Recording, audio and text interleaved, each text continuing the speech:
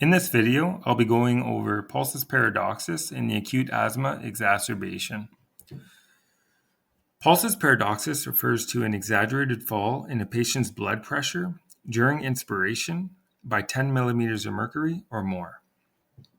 It's important to recognize that in the normal healthy patient, upon inspiration, blood pressure does drop, but when it exceeds 10 millimeters of mercury, then we define it as pulsus paradoxus. I'll go over some of the physiological changes we see in the body that cause this drop in systolic blood pressure. So in the inspiratory phase, the diaphragm moves down and interthoracic pressure becomes more negative.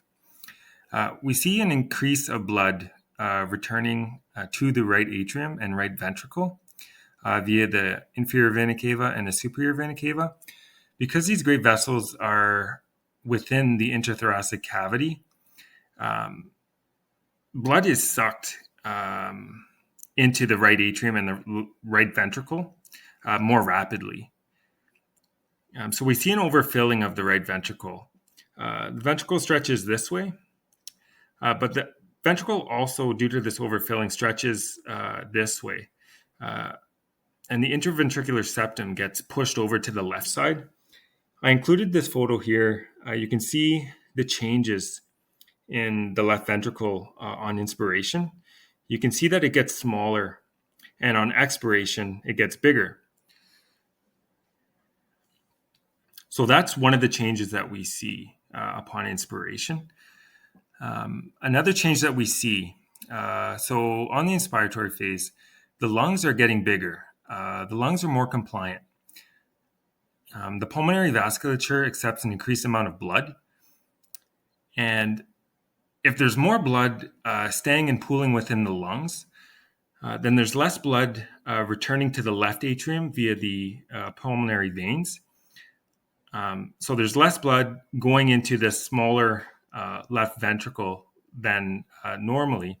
So that's going to affect our stroke volume and ultimately our blood pressure.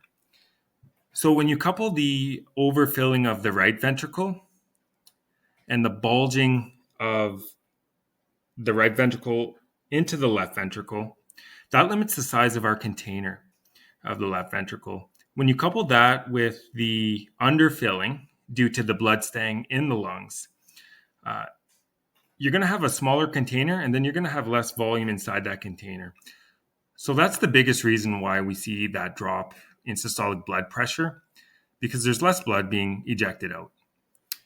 So in the acute asthma exacerbation, we see bronchospasm and hyperreactivity. So the body is trying to take in more air by hyperinflating the lungs, and the interthoracic pressure becomes extremely negative. So that's only going to make this mechanism worse. So on inspiration, if the drop in systolic blood pressure is over 10 millimeters of mercury, then we consider this pulsus paradoxus.